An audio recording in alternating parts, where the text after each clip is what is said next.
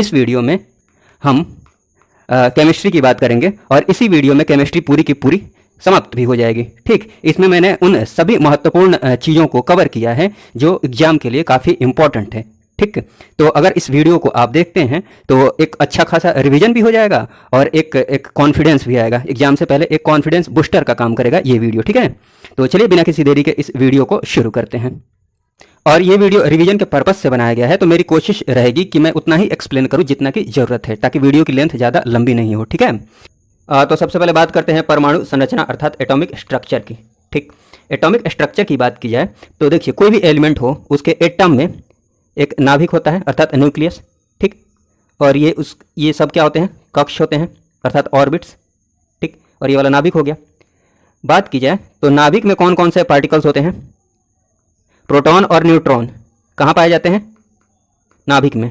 ठीक है, और कक्ष में इलेक्ट्रॉन घूमते हैं। ठीक है ना, इलेक्ट्रॉन्स जो होते हैं वो कहाँ होते हैं? कक्ष में।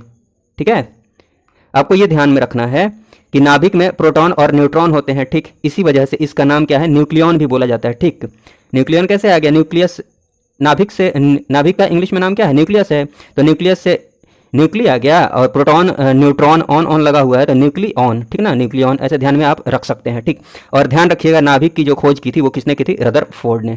ठीक है, इसमें एक बात जान लीजिए, जब परमाणु संख्या की बात की जाएगी ना, ठीक है, कोई भी एटम है, ठीक, उसके नंबर की बात की जाएगी, परमाणु संख्या की बात की जाएगी किसी भी एलिमेंट के, तो ध्यान रखिएगा जो परमाणु संख्या होती है ना वो प्रोटॉन की संख्या के बराबर होती है। ठीक, जनरली इसको जेड से रिप्रेजेंट करते हैं, तो जो परमाणु संख्या है ना वो प्रोटॉन की संख्या के बराबर होती है। ठीक, इसका मतलब ये हुआ, जैसे आप जानते होंगे कि कार्बन जैसे है, ठीक है ना, कार्बन का एटॉमिक नंबर कितना होता है? 6 होता है ना, तो इसका मतलब ये हुआ इसका एटॉमिक नंबर 6 है, इसका मतलब इसमें प्रोटॉन की संख्या कितनी होगी? 6 होगी। ठीक, चलिए ऐसे ही द्रव्यमान संख्या की बात की जाए तो ध्यान दीजिएगा, ये क्वेश्चन पूछा हुआ है। ठीक, परमाणु संख्या जो होती है ना वो प्रोटॉनों की संख्या के बराबर होती है, ये ध्यान रखिएगा आप। द्रव्यमान संख्या की बात की जाए तो ये जो होता है, द्रव्यमान संख्या को जनरली ए से रिप्रेजेंट करते हैं, ये प्रोटॉनों की संख्या प्लस न्यूट्रॉनों की संख्या के बराबर होती है। कौन सी संख्या? द्रव्यमान संख्या, proton plus neutron, P plus N, A equal to P plus N। ठीक है ना, ध्यान रखिएगा।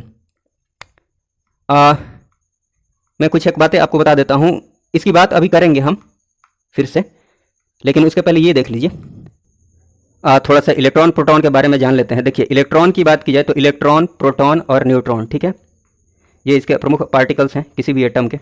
ठीक, इलेक्ट्रॉन की जो खोज की थी वो किसने की थी? J.J. टॉमसन ने। ठीक, ध्यान रखिएगा, इंपॉर्टेंट है। प्रोटॉन की खोज की थी रदरफोर्ड ने। ठीक, देखिए ये नाभिक जो होता है, न्यूक्लियस जो होता है, ये पॉजिटिवली चार्ज होता है, मतलब धन आवेशित होता है। किसकी वजह से? प्रोटॉन की ही वजह से। ठीक, तो उसी से इसको भी ध्यान में रखिएगा, प्रोटॉन पर भी जो चार्ज होता है पॉजिटिव चार्ज होता है, ये भी धन आवेशित होता है।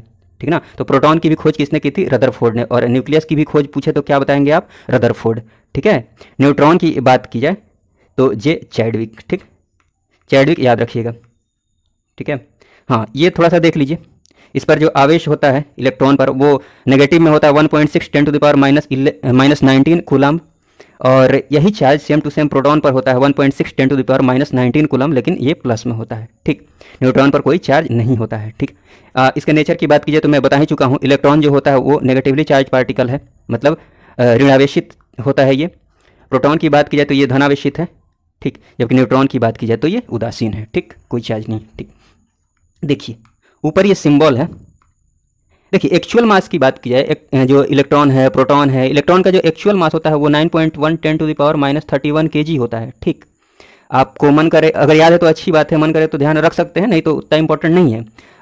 प्रोटॉन की बात की जाए तो इसका actual mass 1.672 10 to the power -27 kg होता है। वैसे ही प्रोटॉन का होता है 1.67, यहाँ 2 है तो यहाँ 4 हो जाएगा, 10 टू द पावर -27 kg होता है। ठीक, उतना जरूरी नहीं था इसलिए मैंने लिखा नहीं है, लेकिन ये जो मास दिया रहता है ना, ये 0 1 1, तो ये रिलेटिव मास है। ठीक, हाइड्रोजन के सापेक्ष निकाला जाता है, सापेक्ष द्रव्यमान है। ठीक, सिंबल में जो ये मास दिया हुआ है, तो आप उतना ध्यान ना देंगे तब भी चलेगा, बस ध्यान दीजिए कि ये इलेक्ट्रॉन है, इलेक्ट्रॉन पर जो ऊपर दिया हुआ है ये मास है, और ये जो मास है ना वो रिलेटिव मास है, सापेक्ष मास है।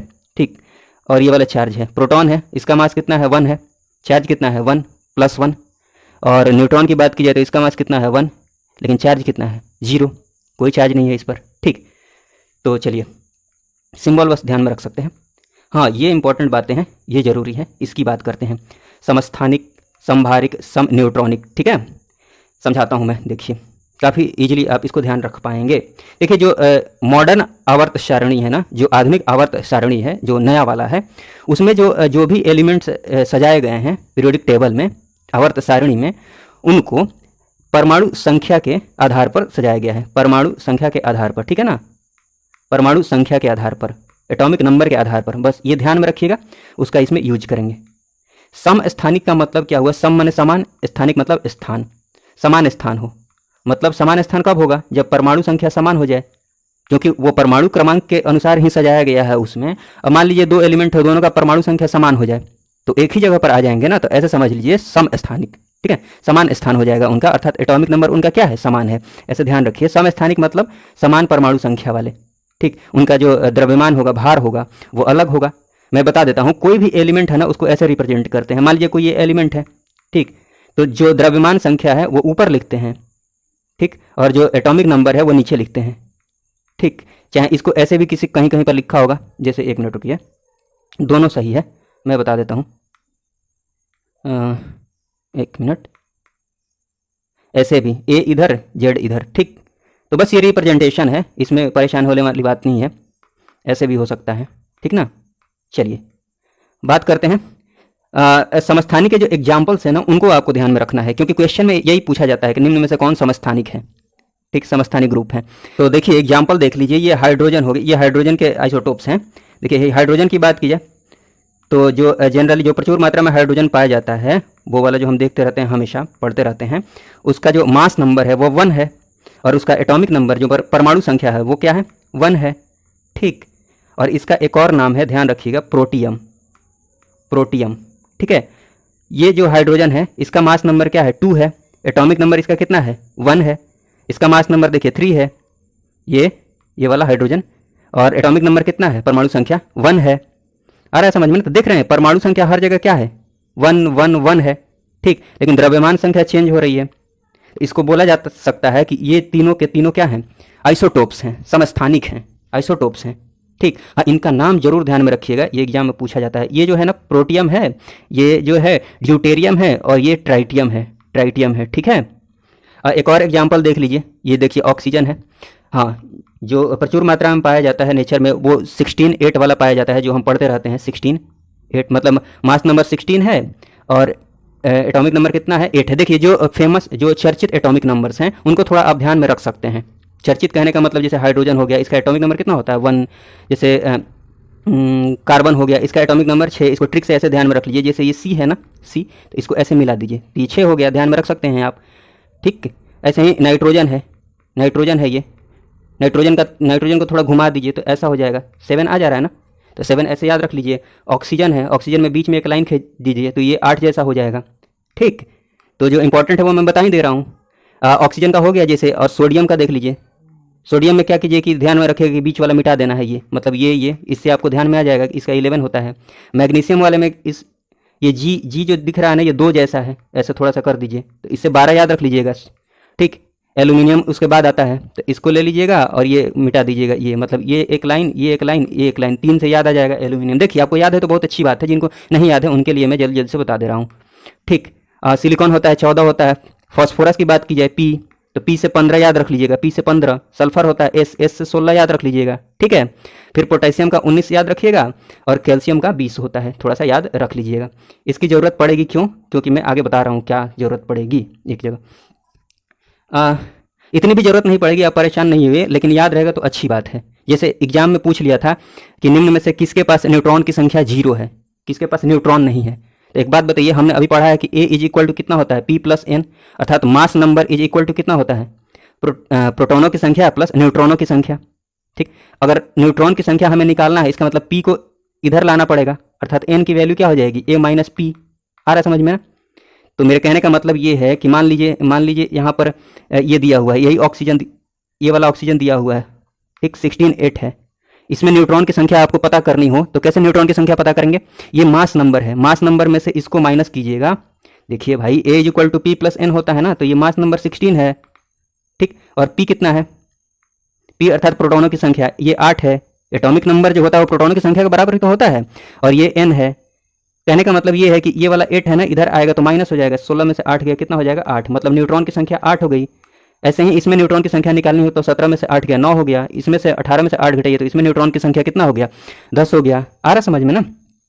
तो मान लीजिए ऑप्शन में दिया हुआ था क्वेश्चन में, अगर एटॉमिक नंबर मास नंबर आपको बेसिक मोटा मोटी पता है तो उसमें ऑप्शन में हाइड्रोजन दिया हुआ था, एकमात्र हाइड्रोजन ही है जिसके पास न्यूट्रॉन की संख्या 0 हो जाएगी। कैसे? क्योंकि इसका मास नंबर 1 होता है और एटॉमिक नंबर भी 1 होता है। ठीक, अगर कुछ नहीं बोला जाता है तो हम हाइड्रोजन को ही लेंगे जो प्रचुर मात्रा में पाया जाता है, ये वाला प्रोटियम वाले हाइड्रोजन को लेंगे, ठीक है ना। हाँ, तो यहाँ इसमें से इसको घटाएंगे तो 0 नहीं आ जाएगा प्रोटॉन की संख्या। तो ये भी पीएससी में क्वेश्चन पूछा हुआ था, ठीक, इसलिए मैंने थोड़ा एक्सप्लेन कर दिया। हाँ, मोटा मोटी जो फेमस एलिमेंट्स हैं उनके एटॉमिक नंबर और मास नंबर ध्यान में रखेंगे। मास नंबर के लिए क्या कीजिए, जनरली जो इवन नंबर में नंबर है ना एटॉमिक नंबर, जैसे कार्बन का एटॉमिक नंबर कितना है 6 है, ठीक, तो जो इवन में है मतलब सम संख्या में है उसको खाली डबल कर दीजिए तो मास नंबर मिल जाएगा 6 दूनी 12, ठीक। वैसे ही ऑक्सीजन का है तो इसका एटॉमिक नंबर 8 है तो 8 दूनी 16 मास नंबर हो गया, ठीक। ऐसे ही सिलिकॉन का 14 होता है तो 14 दूनी 28, ठीक। हाँ, जो ऑड नंबर में है ना, और जैसे कि मान लीजिए एल्यूमिनियम हो गया, एल्यूमिनियम का एटॉमिक नंबर 13 होता है तो ऑड वाले में क्या करना है, डबल करके एक ऐड कर दीजिए, मतलब 13 दूनी 26 आए 27, ठीक। समझ में आ रहा होगा, ऑड वाले में ये काम कीजिएगा। हाँ, एक एक्सेप्शन खाली ध्यान में रख लीजिएगा कि नाइट्रोजन में वो नहीं होगा। नाइट्रोजन का एटॉमिक नंबर 7 होता है जो कि विषम संख्या ही है, ऑड ही है, लेकिन इसको खाली डबल ही करना होता है, अर्थात 14 ही आएगा। देखिए ये ट्रिक है, अगर आपको याद है तो बहुत अच्छी बात है, नहीं याद है जिनको जानना है उनके लिए मैंने बता दिया, ठीक। ज़्यादा परेशान होने की जरूरत नहीं है, इसमें जो चीज़ें हैं उनको आप फोकस कीजिए, मैंने बस बीच में इसको बता दिया, जिसको जानने की जरूरत है उसके लिए, ठीक। संभारिक की बात कीजिए, देखिए ये वाला भी देख लीजिए, ये भी आइसोटोप्स हैं। क्यों आइसोटोप्स हैं, समस्थानिक क्यों है, क्योंकि देखिए एटॉमिक नंबर ये नीचे लिखा हुआ है ना 8 8 8, एटॉमिक नंबर सेम है, इसीलिए ये सब आइसोटोप्स हैं, ठीक। क्वेश्चन में 4 ऑप्शन दे देगा, बोलेगा कौन से आइसोटोप्स हैं, अगर ये ऑप्शन दिखता है तो टिक मार दीजिए, ठीक। अब ई ऑप्शन वाला क्वेश्चन पूछा जाता है बीपीएससी में तो हो सकता है ये भी दे दे, ये भी दे दे, तो ई ऑप्शन हो जाएगा, ठीक, इसलिए ध्यान रखिएगा। समभारिक की बात की जाए, अर्थात सम माने समान, भार मतलब भार, समान भार हो, ठीक, तो समान भार अर्थात मास नंबर देखना है यहाँ पर। तो देख लीजिए कहाँ कहाँ मास नंबर समान है, देखिए ऊपर वाला ही तो मास नंबर होता है, देखिए 40 40 40, तो इनको क्या बोलेंगे हम, आइसोबार्स बोलेंगे, ठीक। एटॉमिक नंबर देख लीजिए इनका अलग अलग है, 18 19 20 है। सम न्यूट्रॉनिक की बात कीजिए तो बताइए, इसमें न्यूट्रॉन की संख्या चेक करनी है, तो न्यूट्रॉन कैसे पता कीजिएगा, अभी मैंने बताया है, मास नंबर में से अर्थात 39 में से 19 घटाइएगा तो कितना आएगा 20 आएगा। यहाँ ऊपर 40 है, 40 में से 20 घटाइएगा तो कितना आएगा 20 आएगा। तो अगर आपको पता होगा न्यूट्रॉन की संख्या कैसे पता करते हैं तभी तो आप पता कर पाएंगे न्यूट्रॉन। तो कितना हो गया 20 20, मतलब देख रहे हैं दोनों में न्यूट्रॉन की संख्या समान है, सम न्यूट्रॉनिक बोला है, अर्थात समान न्यूट्रॉनों की संख्या, समान न्यूट्रॉन संख्या, ठीक।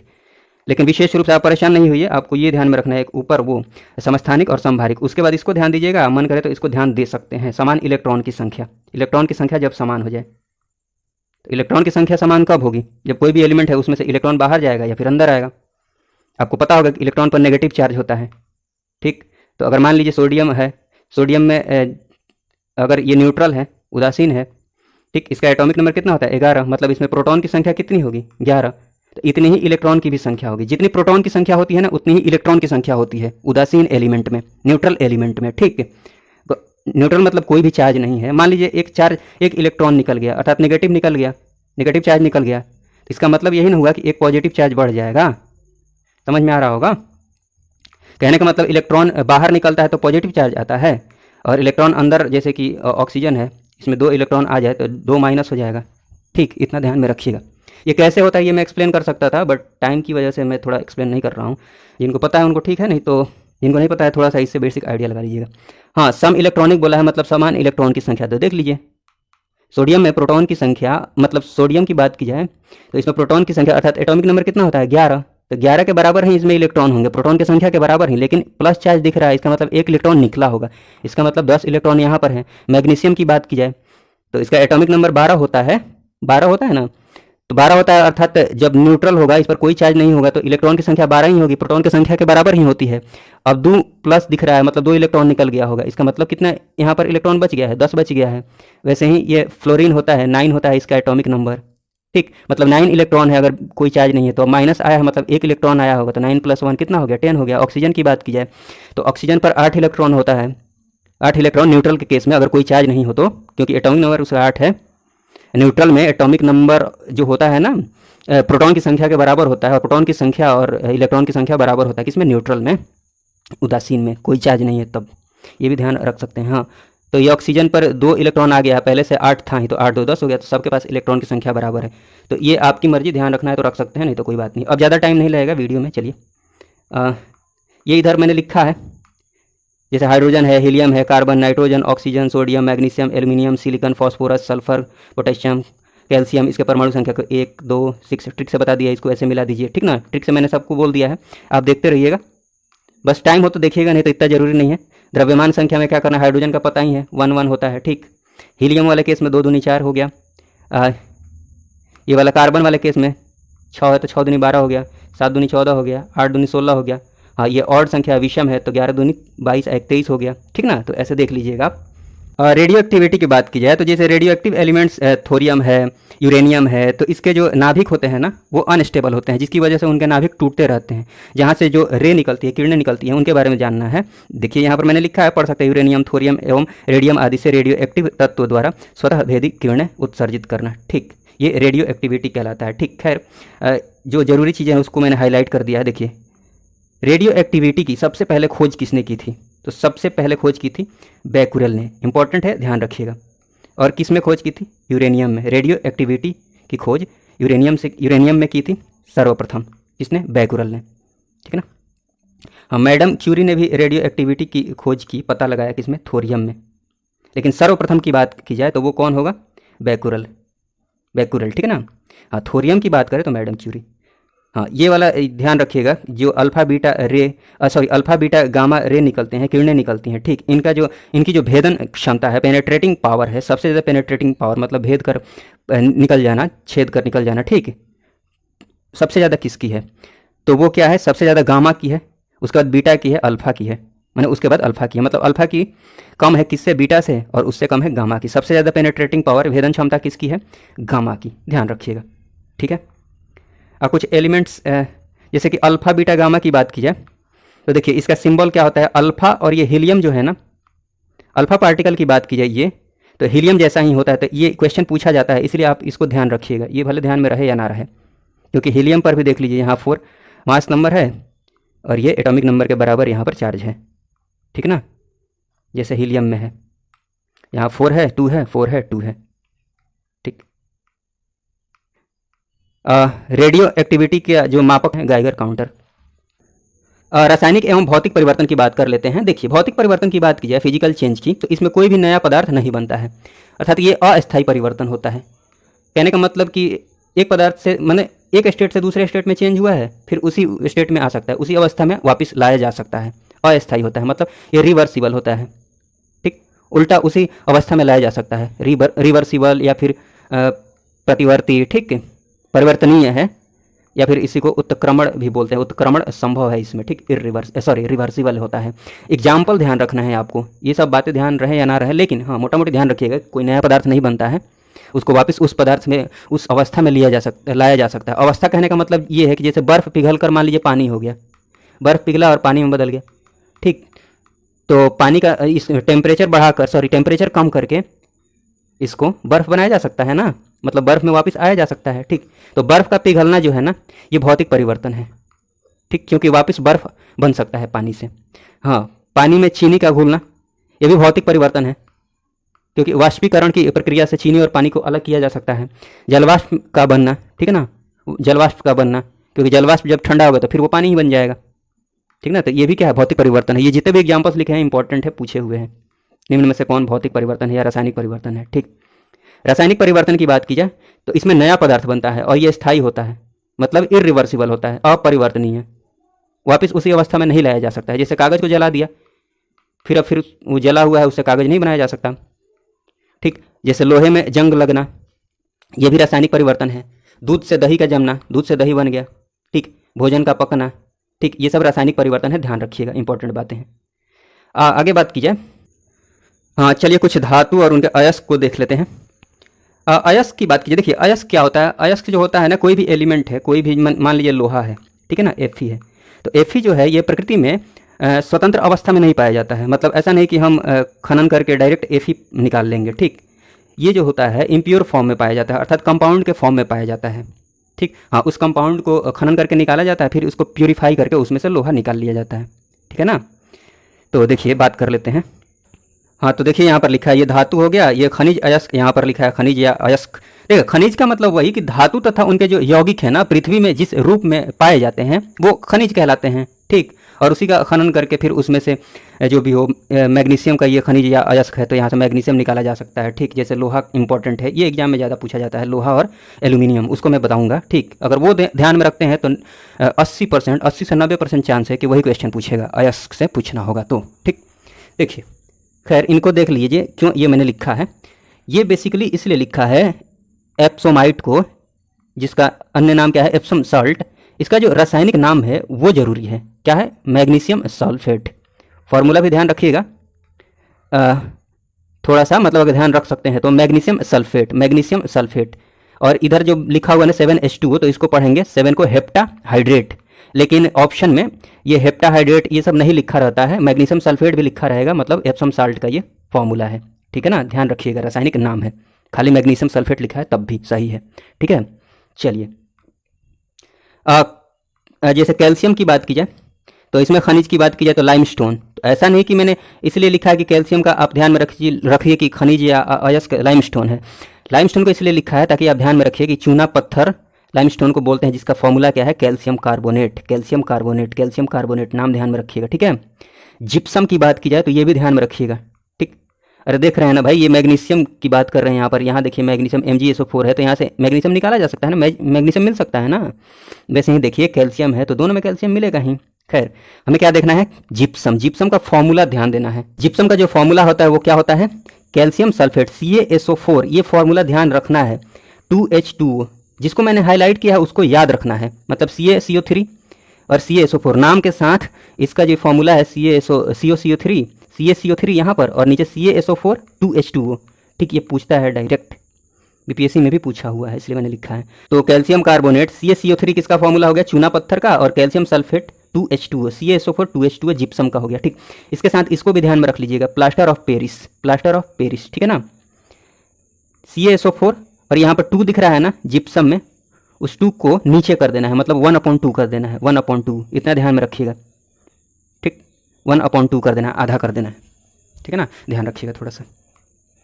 बॉक्साइट की बात कर ली जाए, बॉक्साइट बहुत इंपॉर्टेंट है। एल्यूमिनियम, एल्यूमिनियम का जो अयस्क है ना उसका नाम है, एक बहुत ही इंपॉर्टेंट अयस्क है बॉक्साइट, ठीक। ये फॉर्मूला है उसका, लेकिन फॉर्मूला से ज़्यादा इंपॉर्टेंट है बॉक्साइट, ध्यान में रखिएगा, बहुत इंपॉर्टेंट है ये, ठीक है। कोरंडम भी होता है और भी बहुत अयस्क होते हैं, मैंने उनको ही लिखा है जो इंपॉर्टेंट है, ठीक। तो इसमें जो सबसे इंपॉर्टेंट है एल्यूमिनियम बॉक्साइट, ये ध्यान में रखिएगा। एल्यूमिनियम का अयस्क बॉक्साइट, अर्थात बॉक्साइट से एल्यूमिनियम निकाला जाता है, पाया जाता है, बॉक्साइट में एल्यूमिनियम पाया जाता है, ठीक है ना, ठीक है। उसके बाद बात की जाए ये लेड शीशा की बात कर ली जाए तो इसके अयस्क गैलेना है, ठीक। फॉर्मूला है ये PbS, देख सकते हैं।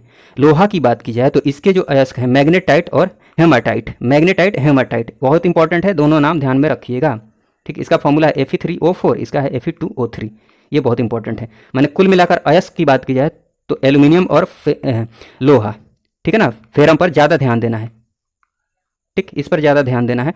बाकी चीज़ें जो जिसको हाईलाइट किया है उस फॉर्मूले को ध्यान में रखिएगा, जिप्सम का फॉर्मूला क्या है, प्लास्टर ऑफ पेरिस का फॉर्मूला क्या है, चूना का क्या है। मरकरी का ये Hg है, पारा मरकरी, इसका जो अयस्क है उसको, इसका जो एक अयस्क है वो सिनेबार है, और ये पोटेशियम मैग्नीशियम है, इसका कार्नेलाइट अयस्क है, ठीक। ये फॉर्मूला दिया हुआ है, KCl है, MgCl है, मतलब इससे पोटेशियम भी मिल सकता है, मैग्नीशियम भी मिल सकता है। इसके अलावा भी अयस्क हैं लेकिन जो इंपॉर्टेंट है उनको मैंने हाईलाइट किया है, लिखा है, ठीक। आगे बात की जाए कुछ फैक्ट्स हैं, 1 मिनट रुक जाइए, इनको देख लीजिए, एग्जाम में पूछे जाते हैं ये।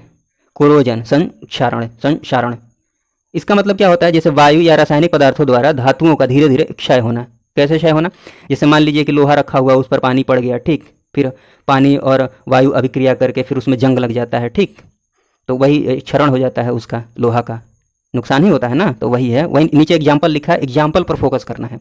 संक्षारण के एग्जाम्पल कौन कौन से हैं, जैसे सिल्वर पर काले रंग की परत चढ़ जाना, एग्जाम में यही पूछता है, संक्षारण के निम्नलिखित में से संक्षारण के कौन सा एग्जाम्पल है, उदाहरण है। तांबे पर हरे रंग की परत चढ़ जाना, लोहे पर भूरे रंग का परत चढ़ जाना, अर्थात जंग लग जाना, ठीक है ना, ध्यान रखिएगा। पाश्चराइजेशन क्या है, देखिए पाश्चराइजेशन में क्या होता है, दूध को पहले बहुत देर तक गर्म किया जाता है और फिर अचानक से एक निश्चित समय के बाद अचानक से ठंडा कर दिया जाता है, ठंडा कर लिया जाता है, उसको पाश्चराइजेशन बोलते हैं। ये क्यों किया जाता है? दूध के निर्जर्मीकरण के लिए। इससे क्या होता है कि दूध में जो हानिकारक कीटाणु होते हैं वो नष्ट हो जाते हैं, ठीक ना। दूध का निर्जर्मीकरण, ठीक। क्वथनांक की बात की जाए तो क्वथनांक में खाली बस इतना ही ध्यान में रखिए, ठीक। ज़्यादा एक्सप्लेन करने का टाइम भी नहीं है और ज़रूरत भी नहीं है। क्या ध्यान में रखिए कि अशुद्धियों के कारण द्रव का जो क्वथनांक है वो बढ़ जाता है, ठीक। क्वथनांक मतलब बॉइलिंग पॉइंट, ठीक ना, इतना ध्यान में रखिएगा। वो प्रेशर और क्वथनांक का रिलेशन होता है, प्रेशर बढ़ने के साथ वो क्वथनांक बढ़ जाता है, ठीक। उसी वजह से ये अशुद्धियों के कारण द्रव का क्वथनांक बढ़ जाता है, बट आप खाली इतना ही ध्यान में रखिए, अभी काम चल जाएगा। ऊर्ध्वपातन की बात की जाए, ऊर्ध्वपातन में क्या होता है ना कि डायरेक्ट ठोस से अवस्था चेंज होने के बाद, जैसे बर्फ़ पिघलने के बाद क्या बनेगा? पानी, ठीक। मतलब ठोस से ये द्रव में बदला, लिक्विड में बदला, ठीक है ना, सॉलिड से लिक्विड में। लेकिन इस वाले में क्या होता है? ऊर्ध्वपातन में डायरेक्ट ठोस से किस में बदल जाता है? वाष्प में। जबकि बाकी वाले प्रोसेस में देख रहे हैं ना, जैसे बर्फ़ है, बर्फ़ से पहले पानी बना, गर्म कीजिएगा तो पानी में चेंज होगा वो, फिर इसको गर्म कीजिएगा तो इसका वाष्पीकरण होगा। समझ में आ रहा है ना? लेकिन ऊर्ध्वपातन वाले केस में क्या होता है? डायरेक्ट ठोस से, बीच में वो पानी वाला स्टेज नहीं आता है, डायरेक्ट वाष्प, ठीक। तो उसको ऊर्ध्वपातन बोलते हैं। उसका एक ही एग्जाम्पल ध्यान में रखेंगे, काम चल जाएगा। ठोस कपूर से कपूर वाष्प का बनना, ठीक। ये ऊर्ध्वपातन का एग्जाम्पल है। या फिर देख लीजिए, नाम में ही दिख रहा है, ठोस कपूर से वाष्प का बनना। तो मैंने बता भी दिया है, कहीं ठोस से डायरेक्ट वाष्प बन रहा हो, मतलब वो किसका एग्जाम्पल है? ऊर्ध्वपातन का एग्जाम्पल है, ठीक है। चलिए, कुछ ये चीज़ें हैं। देखिए, धातुओं की अभिक्रियाशीलता की बात की जाए, कौन सा धातु सबसे ज़्यादा रिएक्शन करता है, सबसे मतलब रिएक्टिव होता है, रिएक्शन फास्ट करता है, ठीक। तो वो ये है, पोटेशियम सबसे ज़्यादा अभिक्रियाशील होता है, ठीक है ना, पोटेशियम सर्वाधिक अभिक्रियाशील। बाकी घटते हुए क्रम में मैंने यहाँ पर दिखा दिया है, तो खाली आप पोटेशियम भी ध्यान में रखेंगे तो काम चल जाएगा। मैंने बस लिख दिया है, किसी को पढ़ना हो तो पढ़ सकते हैं। खाली पोटेशियम जिनको ध्यान रखना है, पोटेशियम भी ध्यान में रखेंगे तो चल जाएगा काम, ठीक है ना। चलिए, कुछ इंपॉर्टेंट फैक्ट्स हैं, उनको देख लेते हैं। जैसे मोती का जो रासायनिक संरचना, मोती की जो रासायनिक संरचना है, ठीक, उसका नाम क्या है? केमिकल नाम कैल्शियम कार्बोनेट, जो चूना पत्थर का होता है, कैल्शियम कार्बोनेट। बैलेडिला जो है ना, ये जगह का नाम है, छत्तीसगढ़ में है। ये प्रमुख केंद्र है किसका?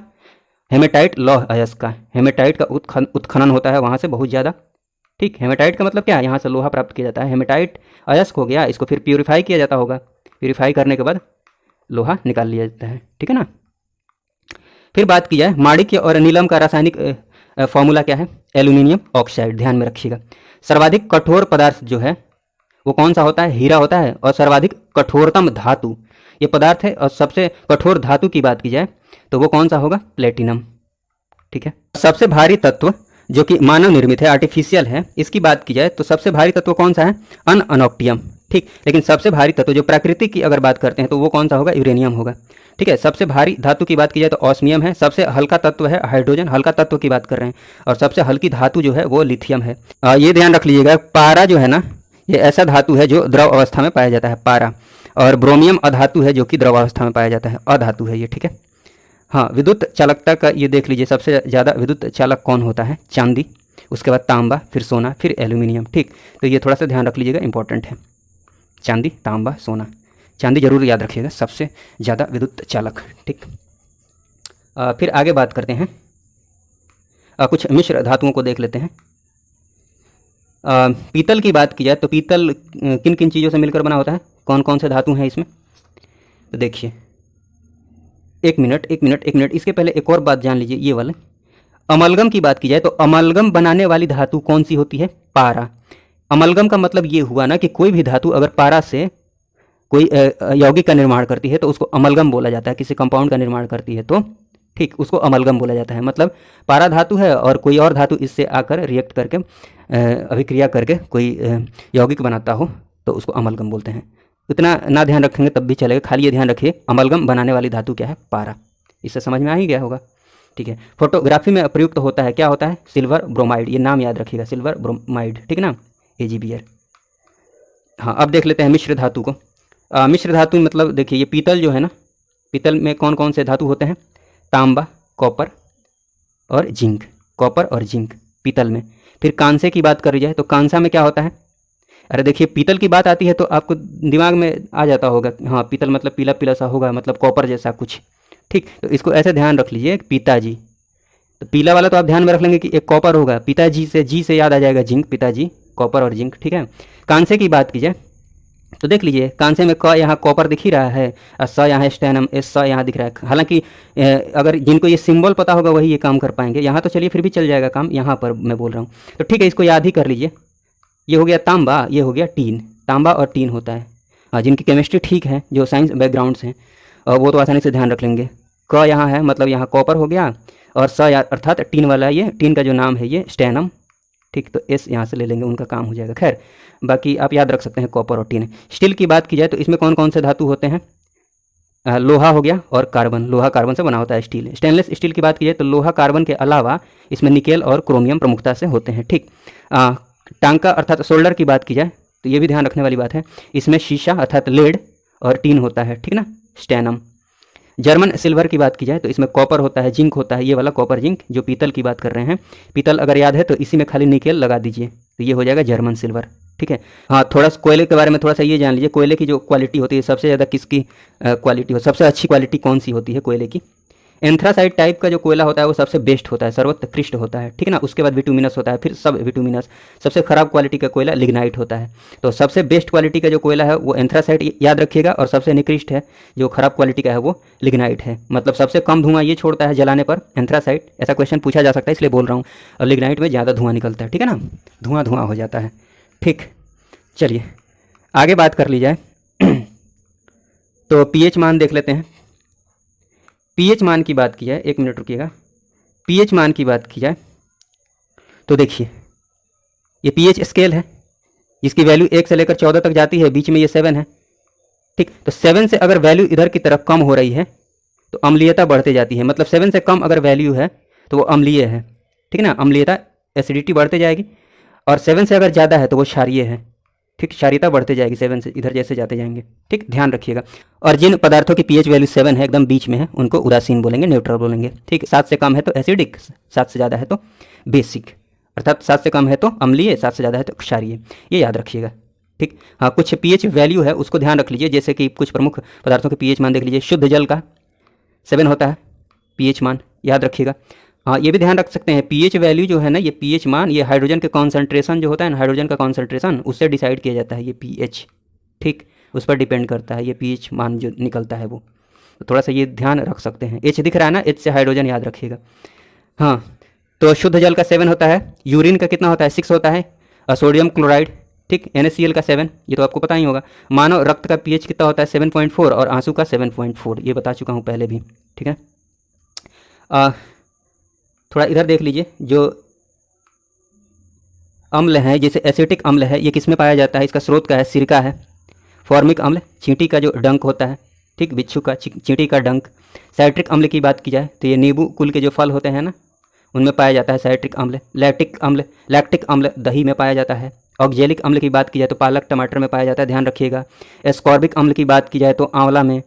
टार्ट्रिक अम्ल की बात की जाए तो इमली में, ध्यान रखिएगा। जिसको हाईलाइट किया उस पर ज़्यादा ध्यान दीजिएगा, और बाकी चीज़ें भी पढ़ लीजिए, रीडिंग लगा लीजिए, ऑप्शन देखकर अगर आता है क्वेश्चन तो याद आ जाएगा, ठीक है। देख लीजिए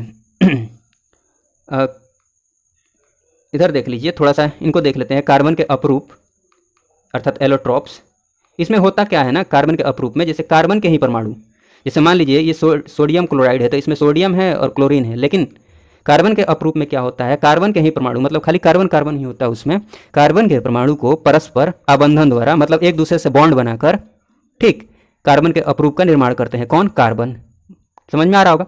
तो कार्बन के जो एग्जाम्पल है, कार्बन के अपरूप के जो एग्जाम्पल्स हैं उनको आपको ध्यान रखना ज़्यादा जरूरी है। जैसे कार्बन के अपरूप कौन कौन से? हीरा है, ग्रेफाइट है, फुलरीन है, ठीक। तो ये क्वेश्चन पूछा जाता है और पूछा भी गया है कि निम्न में से कौन सा कार्बन के अपरूप नहीं है, ठीक। तो अब तो ई ऑप्शन का प्रचलन है तो पूछ सकता है कौन सा है, ठीक ना, तो ऐसा ध्यान रखिएगा। हीरा, ग्रेफाइट, फुलरीन। हाँ, थोड़ा हीरा के बारे में बता ही चुका हूँ कि ये कठोरतम पदार्थ है, ये बता चुका हूँ। हाँ, ये भी ध्यान रख लीजिएगा कि ये विद्युत का कुचालक होता है, ठीक ना। हाँ, ग्रेफाइट की बात की जाए तो यही ग्रेफाइट क्या होता है? विद्युत एवं ताप का सुचालक होता है, ठीक। फ्लोरीन के बारे में थोड़ा सा एक्स्ट्रा बात ध्यान रख लीजिए कि फ्लोरीन जो होता है ना, इसका अन्य नाम क्या है? बकमिनिस्टर फ्लोरीन। और इसका जो रासायनिक संरचना, इसकी रासायनिक संरचना है वो क्या है? C60। कितने कार्बन है? 60 कार्बन, ठीक है। हाँ, थोड़ा ये देख लीजिएगा। शुष्क बर्फ, ड्राई आइस का जो फॉर्मूला होता है, ठोस कार्बन डाइऑक्साइड, ठोस CO2। भारी जल का जो फॉर्मूला होता है वो ड्यूटेरियम, हाइड्रोजन का जो आइसोटोप होता है ना D, वो ये H2, ये वाला बता देता हूँ, 1 मिनट रुकिए। जैसे हाइड्रोजन का जो आइसोटोप था जिसका atomic number sorry mass number 2 था और नीचे 1 था, जिसका नाम ड्यूटेरियम था, उसको D से रिप्रेजेंट करते हैं, कैपिटल D से जनरली, ठीक है ना। और जो H3 वाला था 3 1, इसका नाम ट्राइटियम है जिसको T से रिप्रेजेंट करते हैं, तो ध्यान रखिएगा T आया समझ में। हाँ, तो वही वाला ड्यूटेरियम है। जैसे वैसे जल का फॉर्मूला क्या होता है H2O, तो ये वाला H क्या है, प्रोटियम वाला H है जो प्रचलन में, जो हमेशा हम देखते रहते हैं, जो प्रचुर मात्रा में पाया जाता है। और ये D2O है, ठीक है ना, मतलब ये हाइड्रोजन का आइसोटोप है D2O, ये भारी जल का फॉर्मूला है D2O, ठीक। तो ये तो याद रखिएगा कि भारी जल का फॉर्मूला D2O है। और एक और इससे संबंधित इंपॉर्टेंट बात है कि ये नाभिकीय संयंत्र में मंदक के रूप में उपयोग किया जाता है। किसको? D2O को, अर्थात भारी जल को, ठीक। हाँ, हाइड्रोजन को जलाने से क्या मिलता है? पानी, ये फैक्ट है, याद रख लीजिएगा। कुछ और फॉर्मूले हैं। नीला थोथा, इसका नाम याद रखिएगा, कॉपर सल्फेट, मतलब ऑप्शन में यही देगा कि नीला थोथा का रासायनिक नाम क्या है, कॉपर सल्फेट। हो सकता है पेंटाहाइड्रेट ना ही दे, ठीक, मोस्ट प्रोबेबली नहीं ही देगा, खाली कॉपर सल्फेट लिखेगा। अब फॉर्मूला भी ये ध्यान रख सकते हैं, कॉपर सल्फेट 5H2O, ठीक है ना। पूरा नाम क्या हो जाएगा? कॉपर सल्फेट पेंटाहाइड्रेट, 5 के लिए पेंटा, ठीक। हरा थोथा की बात की जाए तो इसका होता है FeSO4 7H2O, मतलब फेरस सल्फेट हेप्टाहाइड्रेट, ठीक। तो खाली फेरस सल्फेट ध्यान रखेंगे तब भी चलेगा। बेकिंग सोडा की बात की जाए तो इसका फॉर्मूला भी ध्यान में रखिएगा, इसलिए मैंने हाईलाइट किया। देखिए, जो ज़्यादा इंपॉर्टेंट नहीं है उसके फॉर्मूला को हाईलाइट किया है, नहीं किया है, ठीक है ना। तो देखिए, तो यहाँ पर ये क्या है? Sodium bicarbonate NaHCO3। Caustic soda की बात की जाए, कास्टिक सोडा की, तो इसका होता है सोडियम हाइड्रोक्साइड, नाम होता है रासायनिक, और ये NaOH फॉर्मूला है, ध्यान रखिएगा। धोवन सोडा की बात की जाए, वॉशिंग सोडा की, इसका जो फॉर्मूला होता है सोडियम कार्बोनेट, याद रख लीजिएगा, इसको हाईलाइट करना भूल गया हूँ, NaCO3, इसका नाम क्या हो गया? Sodium carbonate. ये ब्लीचिंग पाउडर का फॉर्मूला और नाम सब ध्यान रख लीजिएगा। ब्लीचिंग पाउडर CaOCl2, CaOCl2, ठीक है। कैल्शियम ऑक्सीक्लोराइड, ठीक, फॉर्मूला ये ध्यान रखिएगा, ठीक ना। चलिए कुछ इंपॉर्टेंट फैक्ट्स देख लेते हैं, अब खत्म ही होने वाला है। जैसे जो पानी का, वर्षा का पानी जो होता है ना, वो पानी का शुद्धतम रूप होता है। वो तो नीचे आते आते गंदा हो जाता है, बट एक्चुअली वर्षा का जो पानी होता है वो पानी का शुद्धतम रूप होता है, ये ध्यान रखिएगा। अशुद्ध जल से शुद्ध जल में बदलने की बहुत सी प्रक्रियाएं होती है, जिसमें ये ध्यान रखिएगा, डीसैलिनाइजेशन, निर्लवणीकरण, ठीक है ना, मतलब जो नमक वाले पार्टिकल्स हैं, नमक हैं, उनको निकाल देना जल में से, ठीक। जैसे समुद्र वगैरह में से नमक वाला जो पार्ट है निकाल दिया जाएगा, मतलब निर्लवणीकरण कर दिया जाएगा, डीसैलिनाइजेशन, तो वो शुद्ध हो जाएगा, पीने लायक हो जाएगा, ठीक है ना। गोताखोर जो यूज करते हैं जिस गैस का, वो कौन सा गैस होता है? हीलियम और ऑक्सीजन, याद रखिएगा। जेनॉन को स्ट्रेंजर गैस बोला जाता है। ऊपर मैं कुछ बताना भूल गया, इनको याद रखिएगा, अक्रिय गैस है, जिनको नोबेल गैस बोला जाता है। एग्जाम में पूछ लिया जाता है कि निम्नलिखित में से कौन से अक्रिय गैस नहीं है या फिर हैं, तो हीलियम है, नियॉन है, आर्गन है, क्रिप्टॉन है, जेनॉन है, रेडॉन है, ठीक है ना। तो थोड़ा सा इनको देख लीजिएगा। तो क्या बता रहा था कि हाँ, जेनॉन को स्ट्रेंजर गैस बोला जाता है। हीलियम जो होता है ना, वायुयान के टायर में हीलियम गैस होता है और गुब्बारों में भी हीलियम गैस भरा जाता है, ठीक। मस्टर्ड गैस रासायनिक आयुध में इसका यूज किया जाता है। गैस, ये इंपॉर्टेंट है, गैस वेल्डिंग के लिए जो गैस यूज किया जाता है वो कौन सा गैस यूज किया जाता है? ऑक्सीजन और एसिटिलीन। फिर बात की जाए आइसोप्रीन की, तो ये प्राकृतिक रबर का बहुलक है। नाइलॉन कृत्रिम बहुलक है, मतलब आर्टिफिशियल है ये। पॉलीथीन की बात की जाए तो ये एथिलीन का बहुलक है, ये तो नाम में ही दिख रहा है। हाँ, ब्यूटेन, प्रोपेन, ये सब हो गया ना, जो ये एलपीजी के मुख्य घटक हैं, ब्यूटेन, प्रोपेन। मरकेप्टॉन जो एलपीजी में मिला रहता है, उसी की वजह से एलपीजी से दुर्गंध आती है, ठीक, जिससे पता चलता है कि गैस लीक हो रहा है। कोल गैस का फॉर्मूला ध्यान रख सकते हैं, ये मीथेन है, CH4, कार्बन मोनोऑक्साइड CO और हाइड्रोजन H2। वाटर गैस की बात की जाए CO + H2। CNG compressed natural gas, CH4 और CO2, CH4 + CO2। ये ध्यान रख सकते हैं। फ्रेऑन जो है वो घरेलू प्रशीतकों में प्रयुक्त होता है, फ्रेऑन। उसके बाद थोड़ा सा ये देख लीजिए, एस्पिरिन एंटीपायरेटिक है। पोटेशियम ब्रोमाइड जो है वो शांतिकारक औषधि के रूप में यूज किया जाता है। एल्यूमिनियम फॉस्फाइड की बात की जाए तो ये कीटनाशक है। और पोटेशियम साइनाइड या फिर जिंक फॉस्फाइड जो है ये चूहे मारने की का जहर है, ठीक। जिंक फॉस्फाइड की बात की जाए, इसका नाम क्या है? देखिए, यशद पुष्प बोला जाता है जिंक फॉस्फाइड को, सॉरी फॉस्फाइड बोल रहा हूँ, जिंक ऑक्साइड, ठीक, यशद पुष्प, जिंक ऑक्साइड है, फॉस्फाइड नहीं, ठीक। हाथ से गैस का फॉर्मूला क्या है? N2O है, बट नाम याद रखिएगा नाइट्रस ऑक्साइड। ठीक है। ट्यूबलाइट की बात कर ली जाए तो ट्यूबलाइट में नियॉन गैस वगैरह होता है, सिगरेट लाइटर में ब्यूटेन होता है। हाँ, कुछ ये हाइड्रोकार्बन है, हाइड्रोकार्बन के सामान्य सूत्र इनको ध्यान रख सकते हैं। जैसे एल्केन का होता है CnH2n+2। अब इसमें से 2 कम कर दीजिए तो एल्कीन बन गया CnH2n, इसमें से 2 कम कर दीजिए तो अल्काइन बन गया CnH2n-2। ठीक है। तो चलिए इस वीडियो में बस इतना ही रहने देते हैं। वीडियो देखने के लिए आपका बहुत बहुत धन्यवाद। जय हिंद, जय भारत।